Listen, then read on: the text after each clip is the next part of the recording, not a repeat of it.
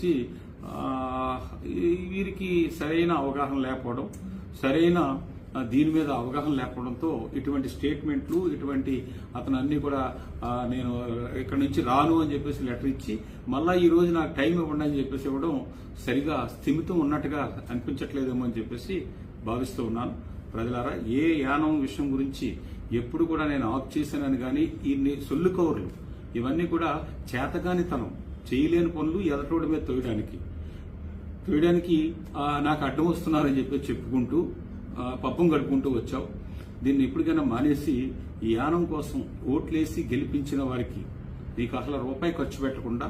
water bottle తోటి, సమోసా తోటి, అలాగే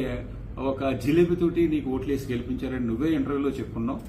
అది కానీ నిజమయ్యే అనుకుంటే కనీసం రాబోయే సంవత్సరంలో ఈ పనులకి ప్రతి పని కూడా ఇంకా ఏవైతే నువ్వు చెప్పుకున్నావో ఇంకా పాండిచేరి